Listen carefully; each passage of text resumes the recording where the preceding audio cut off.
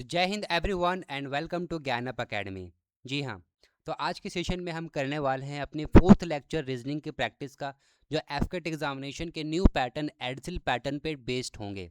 ठीक है, तो जितने भी यहाँ पे क्वेश्चन हैं, जितने भी नए टाइप के क्वेश्चंस पूछे गए हैं ना एडसिल पैटर्न में पिछले एफकेट में, यानी कि एफकेट 0126 में जितने भी नए टाइप के क्वेश्चंस पूछे गए हैं, हम उसी टाइप के क्वेश्चंस इस सेशन में डिस्कस करने वाले हैं। तो भाई अगर आप चैनल पे पहली बार आए हो तो प्लीज़ यार सब्सक्राइब कर देना, बहुत ही मेहनत से वीडियोस बनाता हूँ। ठीक है, और दूसरी चीज़ ये है कि एक भी क्वेश्चन को आप मिस मत करना। अगर एक भी क्वेश्चन मिस हो गया ना तो आप एग्जामिनेशन में पछताने वाले हो, क्योंकि बहुत ही दमदार क्वेश्चन है इस सेशन में। ठीक है, तो चलो स्टार्ट करते हैं without wasting any more time. ठीक है, तो पहला क्वेश्चन है हमारे पास, P plus Q means P is the brother of Q।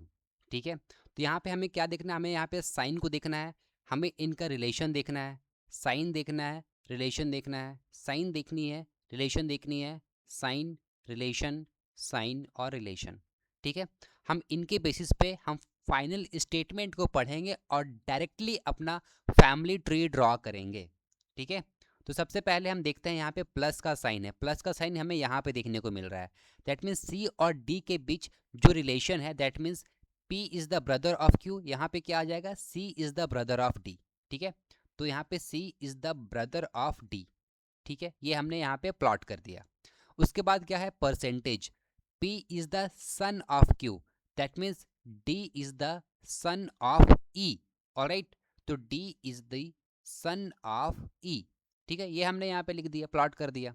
उसके बाद क्या है हमारे पास, at the rate. At the rate का क्या मतलब है, P is the daughter of Q, that means B is the daughter of C।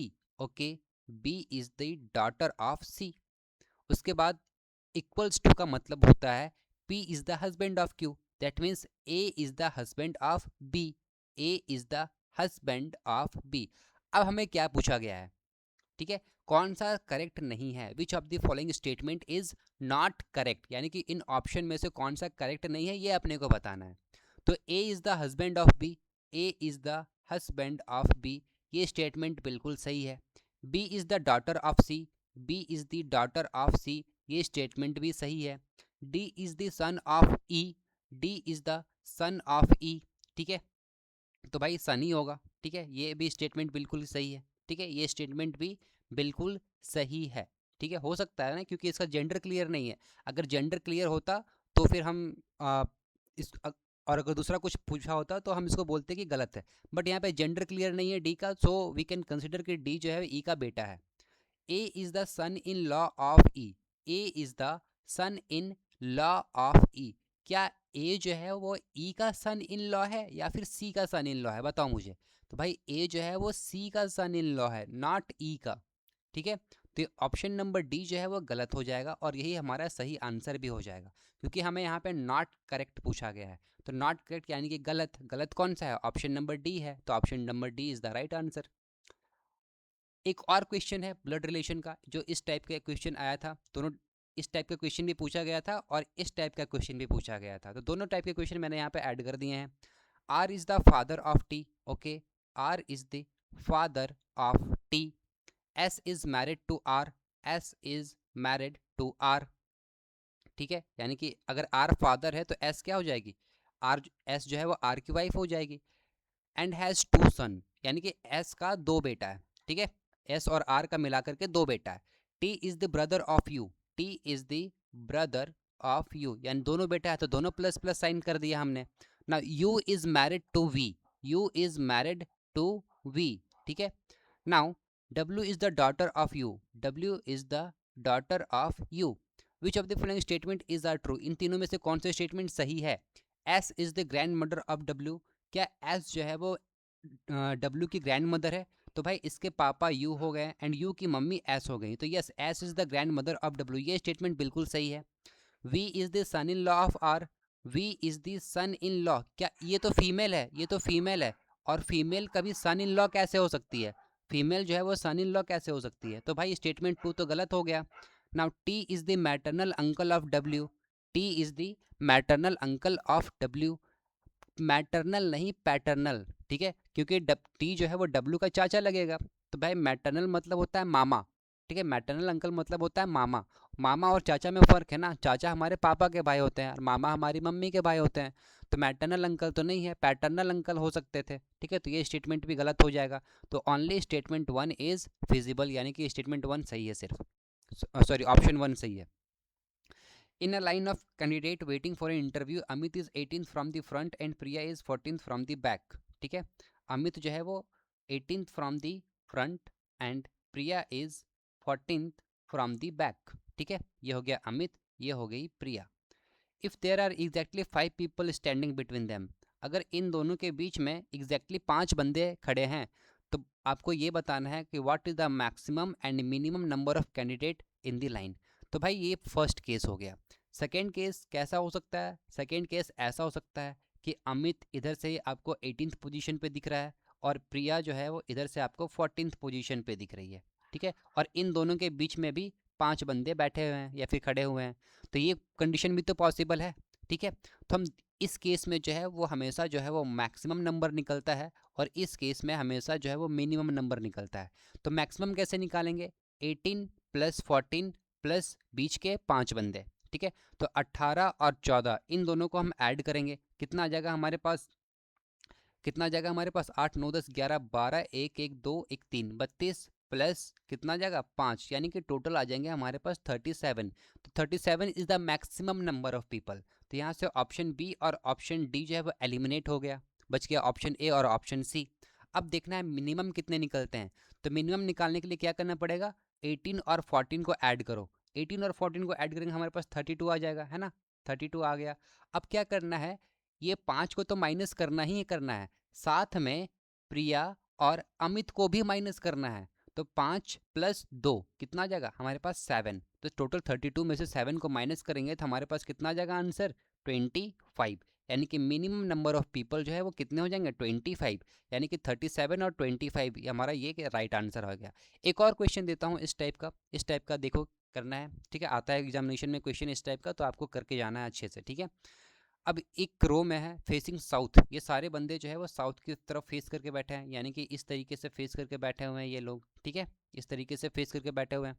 Aman is 30th from the left. अब साउथ की तरफ किए हुए हैं तो इसका लेफ्ट इधर होगा, इसका राइट इधर होगा। अमित जो है वो 30th फ्रॉम द लेफ्ट है, इसका पोजीशन जो है वो 30 है।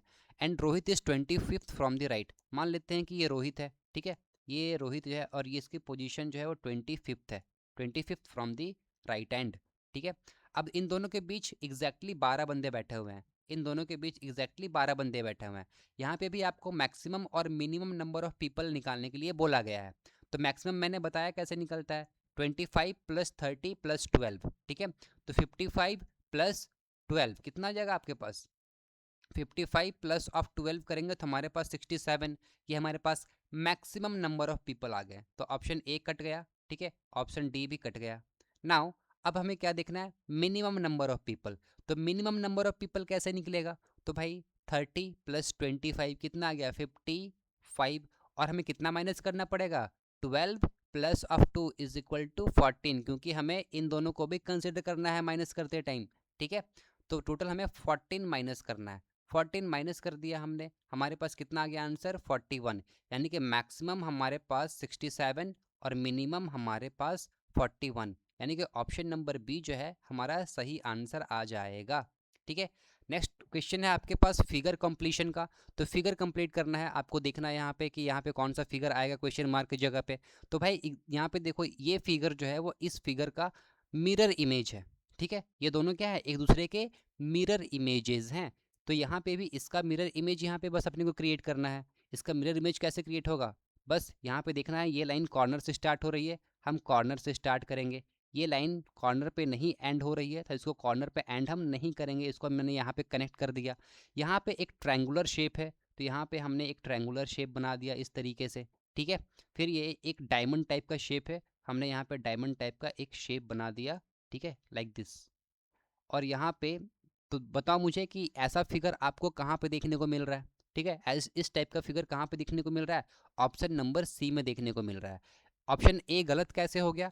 क्योंकि ये लाइन जो है वो आपकी कॉर्नर पे टच नहीं हो रही है, इसलिए ऑप्शन नंबर ए एलिमिनेट हो गया। ऑप्शन बी कैसे एलिमिनेट हुआ, यहाँ पे देखो, यहाँ पे ट्रायंगुलर शेप नहीं बन रहा है, जिस तरीके का ट्रायंगुलर शेप यहाँ पे है उस तरीके का ट्रायंगुलर शेप यहाँ पे नहीं बन रहा है, इसलिए ऑप्शन बी रिजेक्ट हो गया। ऑप्शन डी कैसे रिजेक्ट हो गया, ये एक्स्ट्रा लाइन यहाँ पे आ गई है, ये एक्स्ट्रा लाइन यहाँ पे कहीं भी नहीं है, इसलिए ऑप्शन डी एलिमिनेट हो गया। तो बच गया हमारे पास ऑप्शन नंबर सी। ठीक है, अब देखो एक डाइस के दो फेसेस दिए गए हैं, आपको पूछा रखा है कि जो अल्फा है उसका अपोजिट क्या होगा। तो ऐसे क्वेश्चन को सॉल्व करने का तरीका ये होता है कि जो एक कॉमन फेस दिख रहा है उसको आपको पकड़ लेना है। यहाँ पे 3 एंड 3 यहाँ पे कॉमन फेस दिख रहा है, हम क्या करेंगे, यहाँ पे 3 लिखेंगे सबसे पहले। ठीक है, इसको हमने यहाँ पे 3 लिख दिया। 3 के बाद हम अल्फा लिखेंगे, उसके बाद फिर हम ए लिखेंगे, क्लॉकवाइज डायरेक्शन में लिखना है ना। 3 अल्फा, उसके बाद ए लिख दिया। यहाँ पे 3 के बाद सी लिखेंगे, सी के बाद बीटा लिखेंगे, है ना। 3 के बाद हम क्या लिखेंगे, सी लिखेंगे, और सी के बाद हम क्या लिखेंगे, बीटा लिखेंगे। हमें पूछा गया है अल्फा का अपोजिट क्या होगा, तो अल्फा का अपोजिट हो जाएगा सी। ठीक है, सी आ जाएगा। 3 के अपोजिट क्या आ जाएगा, 3 के अपोजिट यहाँ पे 3 तो नहीं हो सकता, तो क्या हो जाएगा भाई, 5 आ जाएगा, है ना। और ए का अपोजिट क्या है, बीटा। ठीक है, हमें बस अल्फा से मतलब था, तो हमने अल्फा का आंसर निकाल दिया है, सी आ जाएगा, यानी कि ऑप्शन नंबर बी। नेक्स्ट है हमारे पास एक हाइकर है, ठीक है, जो कि एक पॉइंट ए से स्टार्ट करता है और वो 10 मीटर नॉर्थ की तरफ चलता है। ठीक है, लेट्स कंसीडर कि वो हाइकर यहाँ पे है, यहाँ से इसने क्या क्या स्टार्ट किया और 10 मीटर चल गया नॉर्थ की तरफ। ठीक है, ये 10 मीटर नॉर्थ की तरफ चला गया।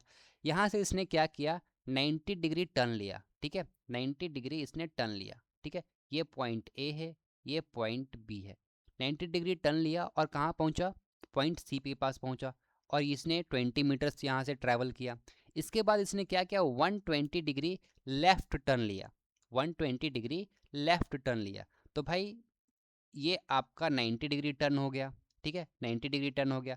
120 इससे थोड़ा और ज़्यादा होगा। ठीक है, लाइक मान लेते हैं कि ये आपका क्या हो गया, ये आपका जो है 120 डिग्री टर्न हो गया। ठीक है, ये पूरा जो एंगल है, ये एंगल आपका 120 डिग्री का हो गया। ठीक है, और ये कितना चलता है, यहाँ पे भी ये 20 मीटर्स चलता है। Now to reach point D, यहाँ से क्या किया, एक पॉइंट डी तक पहुँच गया। ऑलराइट, अब आपसे क्या पूछा जा रहा है, what the shortest distance between the point B and point D. तो पॉइंट बी ये रहा आपका, पॉइंट डी ये रहा तो इन दोनों के बीच जो है वो शॉर्टेस्ट डिस्टेंस, यानी कि ये जो एक्स है, ये आपसे पूछा जा रहा है। तो अगर आप एक ट्रायंगल की प्रॉपर्टीज़ को अगर आप देखोगे, ठीक है, तो एक ट्रायंगल की प्रॉपर्टी क्या कहती है कि जब भी दो साइड्स इक्वल हों, जब भी दो साइड्स इक्वल हों, यानी कि ये साइड और ये साइड अगर इक्वल हो, तो ये दोनों एंगल्स भी इक्वल होते हैं, ये दोनों एंगल्स भी क्या होते हैं, इक्वल होते हैं, ये ट्रायंगल की प्रॉपर्टी कहती है। ठीक है, तो भाई यहाँ पे आपको 20 दिख रहा है, यहाँ पे भी आपको 20 दिख रहा है, यानी कि दो साइड एक ट्रायंगल की तो बराबर हो गई। ठीक है, दैट मीन्स अगर ये 20 है तो ये भी 20 है, तो जितना एंगल ये होगा उतना ही एंगल ये भी होगा। अब देखो ये एंगल है 120 डिग्री का, तो ये एंगल कितना आ जाएगा बताओ, तो 180 minus 120 is equals to 60 degree. ठीक है, अब ये एंगल जो है हमारे 60 डिग्री निकल करके आ गई। अब बताओ मुझे, अगर ये एक एंगल 60 डिग्री है और ये दोनों एंगल इक्वल टू हैं, तो इसको आप कैसे लिख सकते हो, 60 मान लेते हैं इसे x है, तो ये भी क्या हो जाएगा, x आ जाएगा। तो 60 plus 2x is equal to 180 degree. ठीक है, तो 2x इज इक्वल टू कितना आ जाएगा हमारे पास 120 डिग्री, और x इज इक्वल टू 60, यानी कि ये एंगल भी 60 आ गया और ये एंगल भी 60 आ गया। अब ये क्या बन गया, इक्विलैटरल ट्रायंगल बन गया, क्योंकि यहाँ पे तीनों एंगल्स बराबर हो गए हैं, 60 60 और 60 हो गया, इक्विलैटरल ट्रायंगल। और इक्विलैटरल ट्रायंगल में क्या होता है कि सारे साइड्स इक्वल होते हैं, तो ये 20 ये 20, तो ये भी कितना होगा, 20 होगा, तो ये x की वैल्यू कितनी आ जाएगी, 20, यानी कि ऑप्शन नंबर बी जो है वो आपका राइट आंसर आ जाएगा। तो आई होप कि आपको ये कंसेप्ट समझ में आया होगा, है ना। नाउ आगे बढ़ते हैं, विच of the given options correctly define the relationship between x and y। ठीक है, अगर हम मल्टीप्लाई को हम डिवाइड लिखते हैं, यानी कि यहाँ पे जो आपको मल्टीप्लाई दिख रहा है इसे हम क्या कर देंगे, इसे हम डिवीज़न में कन्वर्ट कर देंगे, ये प्लस को हम मल्टीप्लिकेशन में कन्वर्ट कर देंगे, माइनस को हम प्लस में कन्वर्ट कर देंगे, और डिवाइड को हम माइनस में कन्वर्ट कर देंगे। सेम चीज़ हमें यहाँ भी करनी है, 36 को हम डिवाइड में कन्वर्ट कर देंगे, प्लस को हम कन्वर्ट कर देंगे मल्टीप्लिकेशन में, माइनस को कन्वर्ट कर देंगे प्लस में, और डिवीज़न को माइनस में। ठीक है, डिवीज़न को हम माइनस में कन्वर्ट कर देंगे। तो इसकी वैल्यू कितनी आ जाएगी, देखो यहाँ पे 48 और यहाँ पे 6 है, तो इसकी वैल्यू यहाँ पे 8 आ जाएगी, है ना। 8 इंटू 2 कितने जाएगा यहाँ पे 16, 16 माइनस 5, सॉरी 16 प्लस ऑफ 5 कितना आ जाएगा 21, एंड 21 माइनस ऑफ 3 कितना आ जाएगा, 21 माइनस ऑफ 3 आ जाएगा आपका 18, ठीक है। अब यहाँ पे देखो y की वैल्यू कितनी आ जाएगी, 36 डिवाइडेड बाई 4, ये आ जाएगा आपका 9, ठीक है। 9 into 2 is equals to 18, 18 plus of 4 कितना आ जाएगा, 18 plus of 4 22, 22 and minus of 10 is equal to 12, y की वैल्यू आ गई आपकी 12, ठीक है। अब देखो ऑप्शन 1 को देखते हैं कि 3 टाइम्स ऑफ x, x की वैल्यू कितनी है 18, यानी कि 3 इंटू 18 माइनस, सॉरी ये इज ग्रेटर देन, ठीक है, it is greater then 2 times of y, y की वैल्यू है 12, तो 2 इंटू 12, क्या ये बात सही है, बिल्कुल सही है, क्योंकि 18 3 ज़ा 54 इज ग्रेटर देन 24, यानी कि ऑप्शन नंबर 1 तो सही है, ठीक है। हम और ऑप्शंस को चेक कर लेते हैं भाई, यहाँ पे एक्स स्क्वायर, यहाँ पे वाई स्क्वायर, तो x की वैल्यू कितनी है 18, 18 का स्क्वायर होता है 324, एंड y की वैल्यू कितनी है 12, 12 का स्क्वायर 144, जब हम इसको ऐड करेंगे तो मुझे ये बताओ क्या ये 15 के बराबर आ सकता है, कभी भी नहीं आ सकता ना, क्योंकि 15 का स्क्वायर कितना होता है 225, एंड इसको 15 बराबर होने के लिए इन दोनों का सम 225 होना पड़ेगा, जो कि नहीं है, ये इससे ज़्यादा है, तो हम इसको आगे सॉल्व नहीं करेंगे, ज़्यादा दिमाग नहीं लगाना है, इसको कर दो एलिमिनेट, ठीक है। अब यहाँ पे देखो सेम चीज़ यहाँ पे भी है, अगर प्लस करके बस 36 माइनस करेंगे तो 12 तो नहीं आने वाला है, क्योंकि अगर 15 ही नहीं आ रहा है तो 12 कहाँ से आएगा भाई, ठीक है। इसको एक बार चेक कर लो, 4/3 ऑफ x, ठीक है, यानी कि 4/3 इंटू एक्स की वैल्यू है 18 इज स्मॉलर देन y की वैल्यू है 12, ये यहाँ से 6 हो जाएगा, 6 4 जा 24 इज स्मॉलर देन 12, क्या ये बात सही है, नहीं, ये बात भी गलत है, तो ऑप्शन नंबर डी भी खत्म, बी भी खत्म, सी भी खत्म, बच गया हमारे पास सिर्फ ऑप्शन नंबर ए, तो यही हमारा राइट आंसर हो जाएगा। नेक्स्ट क्वेश्चन है हमारे पास, हैशटैग का मतलब है A is greater than B, ठीक है, डॉलर का मतलब है A is less than B, and asterisk का मतलब है A is equals to B. यहाँ पे 3 इक्वेशन दे रखे हैं, इन तीनों को हम सॉल्व करते हैं। अब देखो 18 इंटू 3 कितना आ जाएगा 54, माइनस 12 इंटू 5 कितना आ जाएगा 60, ठीक है, एंड 60 को 4 से डिवाइड करेंगे तो हमारे पास कितना आ जाएगा 15 आ जाएगा, ठीक है, और इसका जो फाइनल आंसर कितना आ जाएगा 39 आ जाएगा। इसको हम सॉल्व करते हैं भाई सेकेंड वाले वाई को, ठीक है, तो 160 डिवाइडेड बाई 4, ये हमारे पास 40 आ जाएगा, 40 minus of 30 is equals to 10, 10 plus 24 is equal to your 34, इसकी वैल्यू 34 आ गई। Now 8 into 5 that means 40, 40 minus 32 is equal to 8, and 36 divided by 4 यानी कि 9, 8 प्लस 9 इज इक्वल टू कितनी आ जाएगी आपकी 17, ठीक है, तो इसकी वैल्यू कितनी आ गई आपकी 17 आ गई, ऑलराइट। तो एक्स वाई जेड का वैल्यू हमारे पास आ चुका है।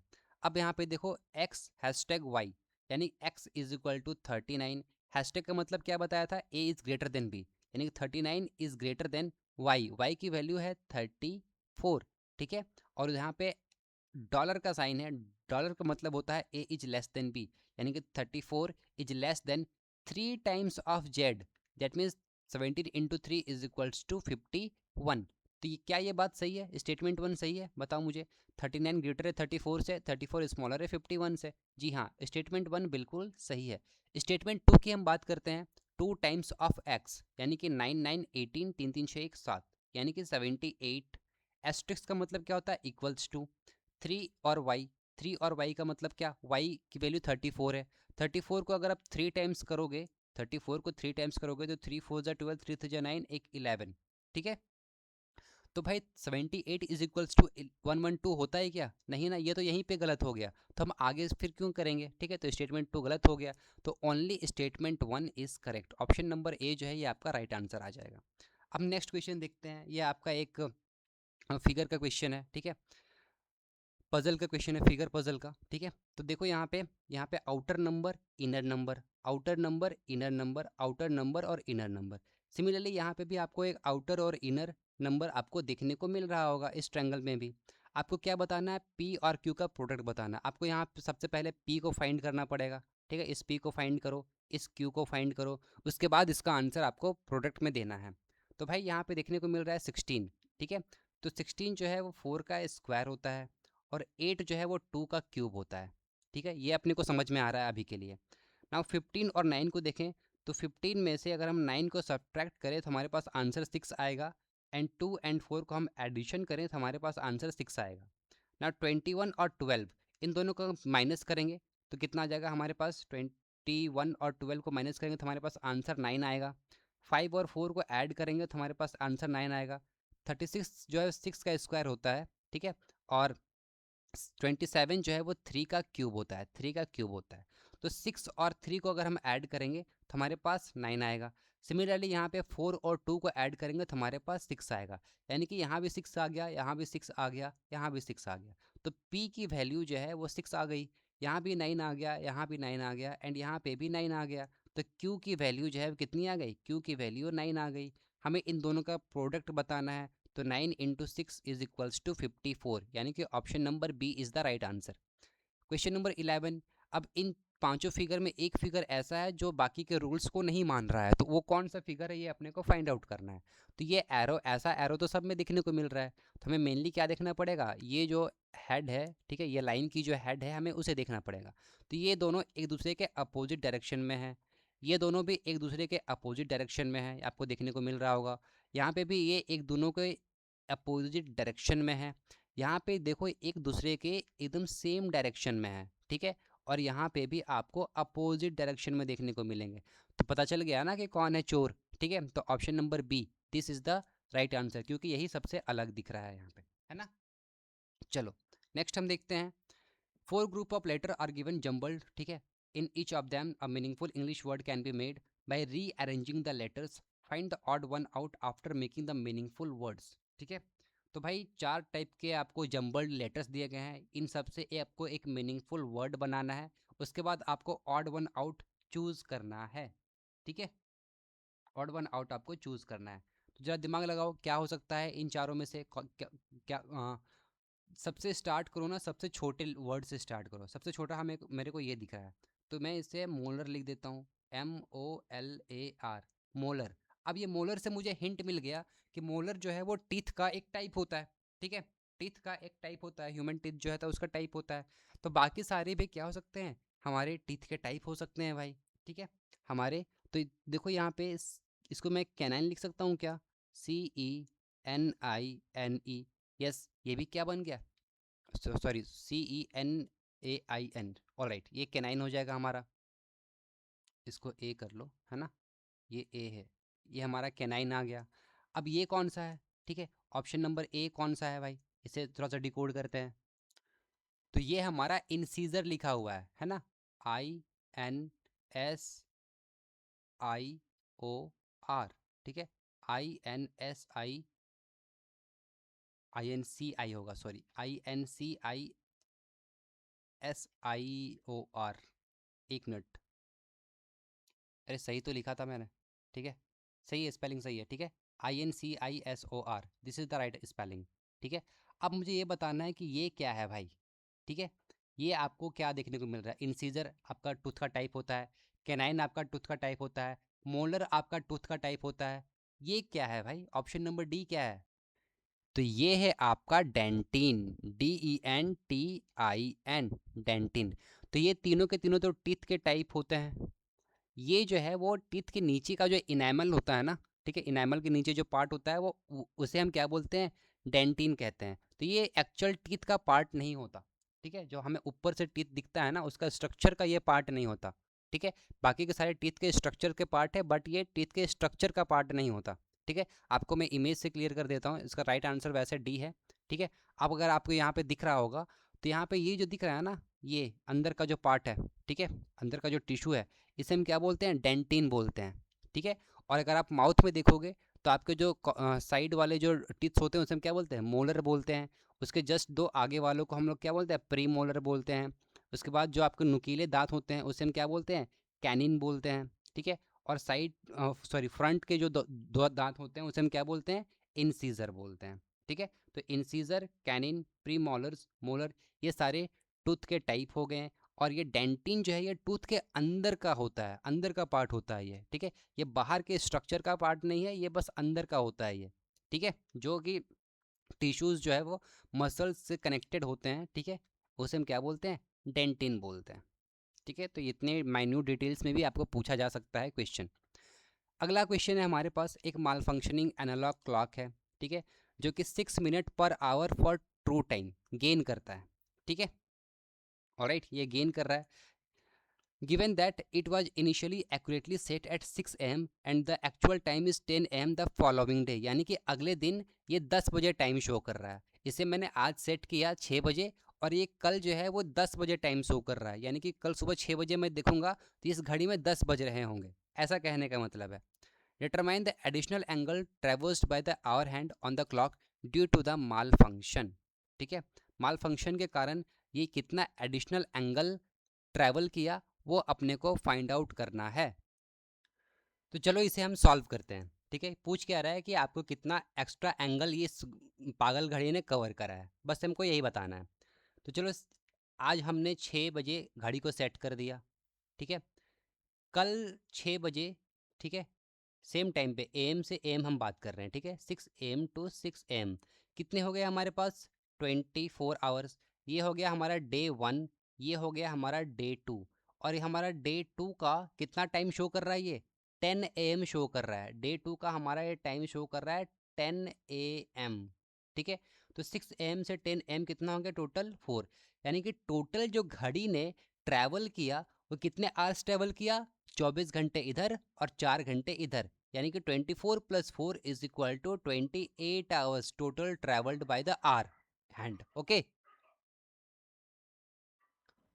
अब ये घड़ी जो है वो 1 घंटे में 6 मिनट एक्स्ट्रा कवर कर रही है, तो मुझे ये बताओ कि 28 आवर्स में कितना एक्स्ट्रा मिनट कवर करेगी। तो उसके लिए हम 28 को 6 से मल्टीप्लाई कर देंगे, तो हमारे पास आंसर आ जाएगा 168 मिनट्स, ठीक है, 168 मिनट्स इस घड़ी ने एक्स्ट्रा कवर किए हैं, ठीक है। अब बस मुझे 168 मिनट्स का एंगल निकालना होगा, तो उसके लिए एंगल निकालने के लिए हमें कोई 1 घंटे में कितना एंगल एक्स्ट्रा जा रहा है वो तो पता होना चाहिए तब तो देखो एक घड़ी जो होती है वह इस तरीके की होती है, ठीक है, जो यहाँ पे 12 लिखा होता है, यहाँ पे 6 लिखा होता है, यहाँ पे 3 लिखा होता है एंड यहाँ पे 9 लिखा होता है। तो बेसिकली ये घड़ी जो है वो टोटल 360 डिग्री की होती है, 360 डिग्री की होती है, और टोटल पूरे 12 आवर्स में एक आवर का क्लॉक जो है वो कितने डिग्रीज कवर करता है।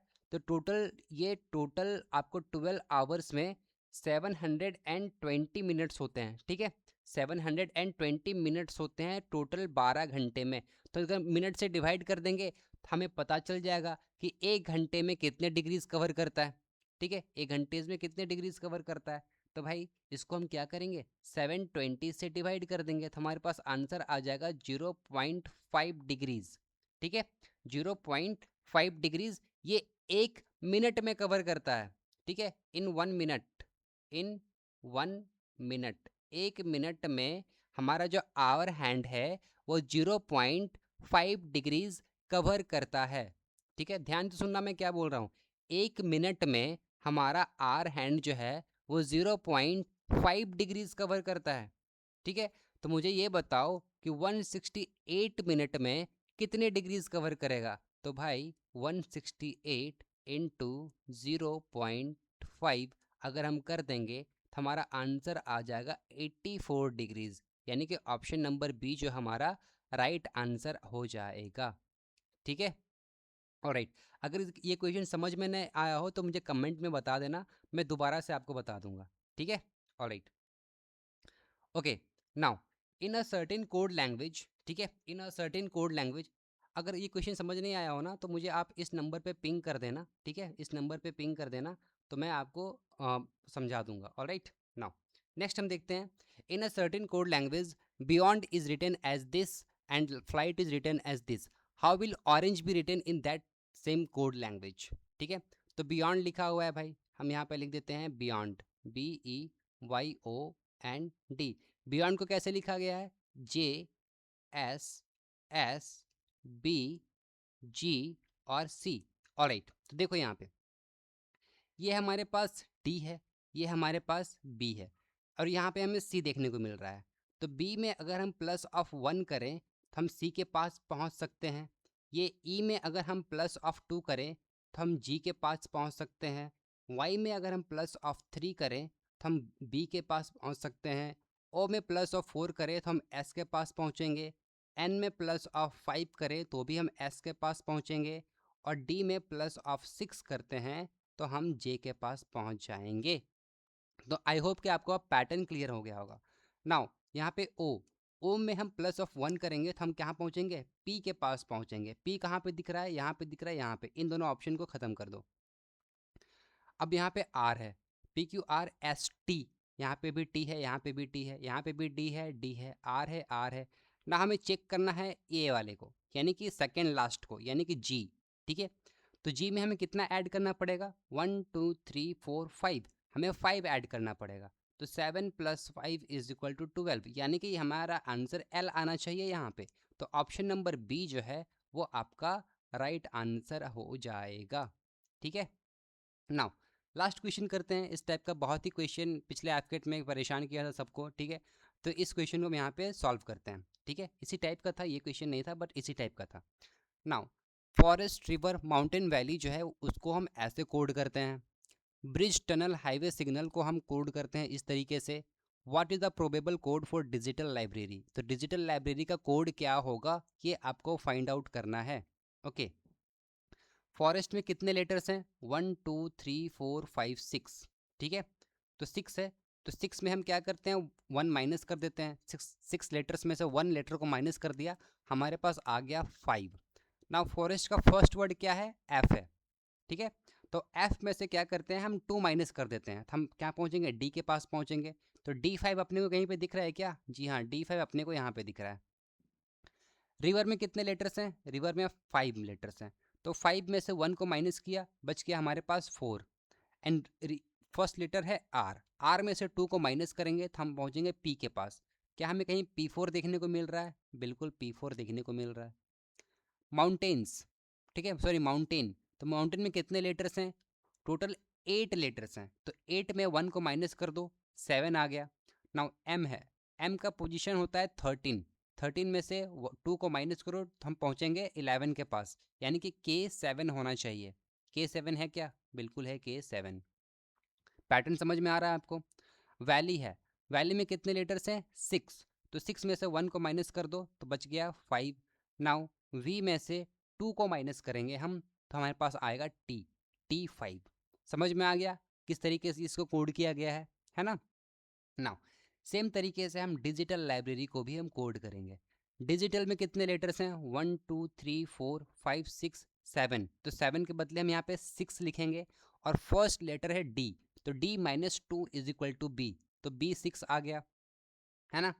नाउ लाइब्रेरी में कितने लेटर्स हैं, 1 2 3 4 5 6 7, तो 7 के लिए हम 6 लिखेंगे और यहाँ पे फर्स्ट लेटर L है, L-2 = 10, यानी कि J6, तो B6 और J6 कहाँ पे देखने को मिल रहा है, ऑप्शन नंबर सी में।